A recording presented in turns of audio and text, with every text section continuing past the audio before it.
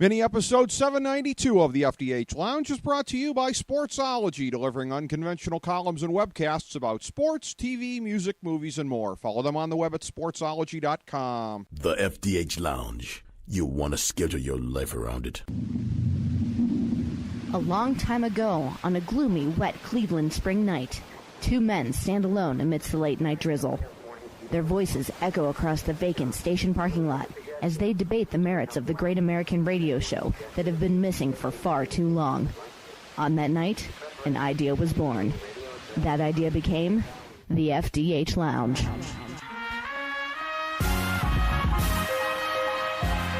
Welcome to the FDH Lounge. Welcome to FDH Lounge, mini episode number 792. This is FDH managing partner Rick Morris coming at you for our NFL Week 16 preview. I'm doing this one solo because of the Christmas holiday, albeit I have the picks as always from our Kyle Ross. Spoiler alert, we'll be in this format again next week because of New Year's, and also because, frankly, this is the busiest time of year for a handicapper, even when you're not trying to sell your house. Shout out to Kyle and his bride, who have their hands full more than usual right now. I was 9-6-1 last week, continuing my late season surge to get to 110, 103, and 11, keeping alive my dream of a second consecutive season above 52.4% on all of my plays. I'd need to finish 19-13 in the last 2 weeks, but I've been +6 the previous 2 weeks, so I just need more of the same magic.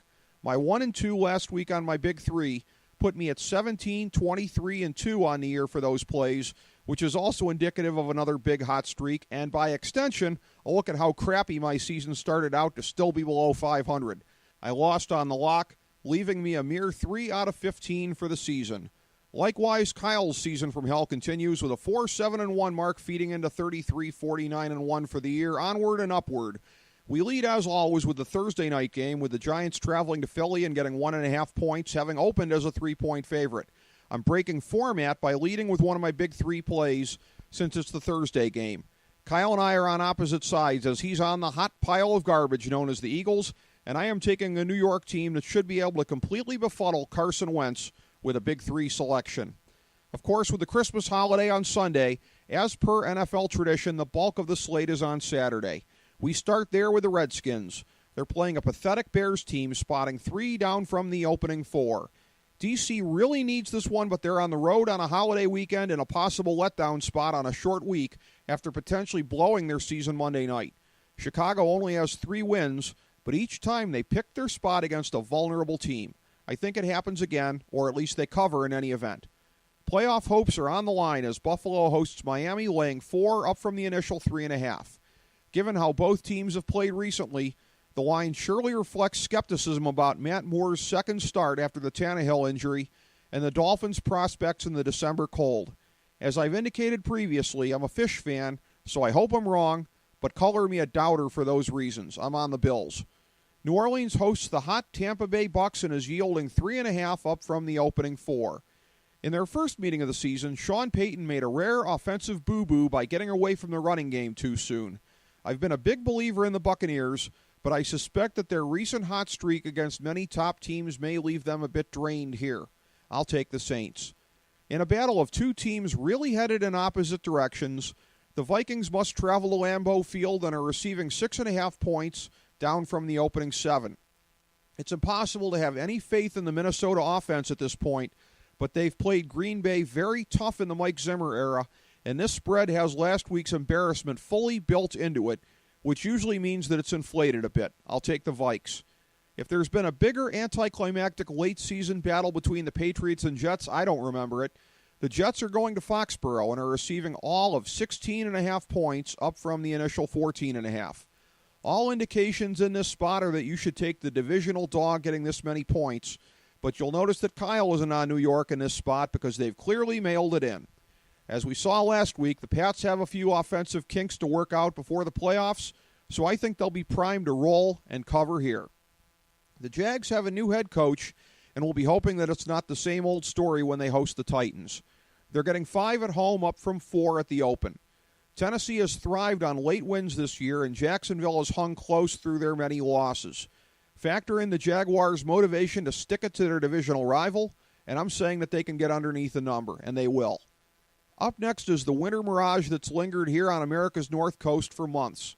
Browns fans have clung to the notion that even if the team happened to be 0-14 heading into the game, which they are, that the mere presence of cold and potential snow would even the scales against the Chargers. Well, the odds makers don't agree, installing San Diego as a 5.5-point favorite after debuting the line at 6.5. It's hard to go winless in the modern NFL, and Cleveland surely won't get it done in the season finale with Pittsburgh. Thus, the odds say to take the Brownies here, and I'll do just that.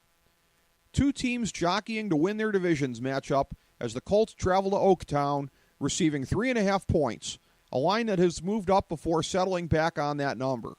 Andrew Luck has been willing an inferior team to get it done as of late, and I think he'll be at a high enough level to at least obtain a cover for his squad. The NFL's version of Dumb and Dumber kicks off in L.A. as the Rams, now blessedly under new leadership, host the Niners. Because the odds makers can usually pinpoint one dumpster fire as being larger than another, San Fran is getting 4 points up from the opening 3. Given that your average Pop Warner team is stronger against the run than the 49ers at this point, Todd Gurley looks to come through huge, better late than never, helping to take advantage of the 3 days of extra preparation. I'm on Los Angeles. Super Bowl 51 will be played in Houston, but this will be the only time that the Bengals travel there, laying a point after getting 3.5 right off the bat. This line move can be explained in a single sentence. The Texans were favored until someone remembered that Savage would be starting at quarterback.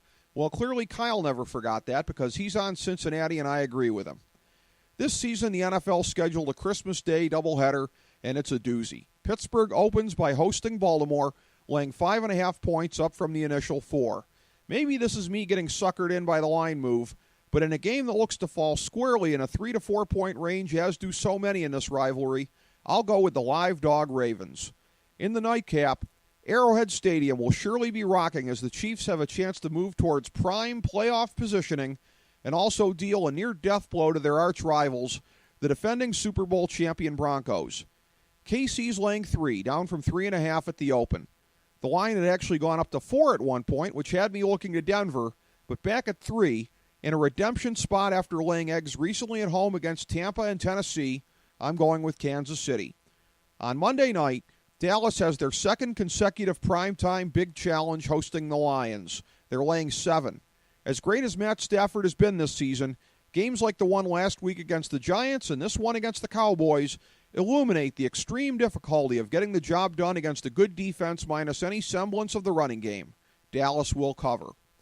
As previously mentioned, my Big 3 starts this week with the Giants on Thursday night, and up next, in a game that looked a whole lot sexier back in September, Seattle hosts Arizona, laying 7.5 points up from the initial 7. The temptation is to remember that 6-6 Sunday night crap fest between these teams, but the Seahawks are, of course, so much better at home, and the Cards really have nothing to play for now, as well as a very susceptible defense. I'm on Seattle. Atlanta's at Carolina, laying 3 points. I'm staying with my recent methodology on the lock picks of going with my weakest lean of the week because that's actually worked a few times, and as such, I'm taking Carolina, who have been playing mostly better than their record as of late, against a Falcon team that's been more fortunate than perhaps they should have been with a hobbled Julio Jones. We wish you and yours a Merry Christmas, all the best of the season, and we thank you for joining us in the FDH Lounge. As we bring the show to a close, we would like to extend our deepest gratitude to NBC, CBS, ABC, Fox, all Clear Channel affiliates, TNT, TBS, USA, UPN, Deadspin.com, YouTube.com, YTMND.com, MySpace.com, various blogs, Fox News, CNN, CNBC, MSNBC, IamBoard.com, Billboard.com, Google.com, ESPN, ESPN2, ESPN News, ESPN Classic, NBA TV, NFL Network, Sports Time Ohio, Athlon Magazine, Comedy Central, Cartoon Network, The Boomerang Channel, QVC, BET, The Spice Channel, Steno Notebooks, Manwich, Papermate Office Supplies, waitresses, strippers, bartenders, garbage men, janitors, microwave popcorn, the writers of The Office, Scrubs, Entourage, My Name is Earl, Oz, Metalocalypse and the Boondocks, Aquafina, and the Periodic Table of Elements.